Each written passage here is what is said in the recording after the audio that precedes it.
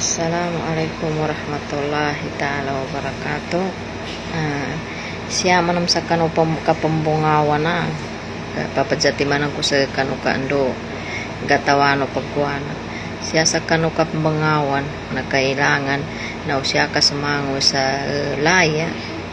sa bangan na bangawan ka na siya makalamig subungawan sa biwang. Pama kami so kwarto nungka bali teres bali mga 5 kahalo blaki siya magsakawanan bali mga 2 nga kahalo bak isya sa biwang nauba pa kadakat sa pintuan nito ba di ka pakayan yari matimani siya sa biwang nayado at timani siya sa kawanan. Kaya kailangan nayapakalagan na kawanan. Pambungawan ka manam sa teres na di ka mapadalo sa kanubungawan kanto sa ibaliw. Siya ka manambungawan sa langi ka sa biwang. Langi ka sa biwang sa sabangan. Bali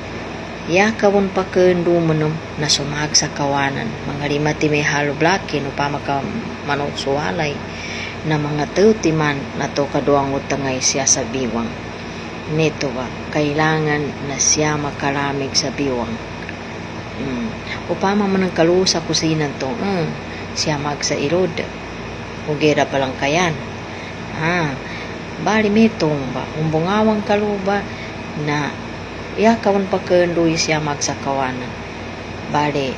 pero wiroy sa gakuya na pintuan to ka mga tayo kahalo blak duang nga kahalo blak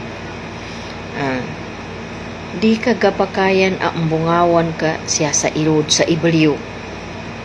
di ka pakayan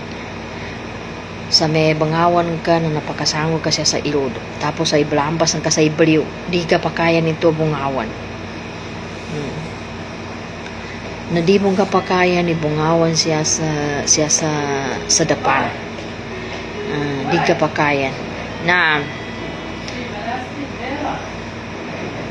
plastic beda madre di kapakayan siya sa sadapan siya sa sadapan na bungawan yabong kapakayan na bungawan na tamamper sa laya tamamper sa sabangan mabiwang makawana na di nato ba bali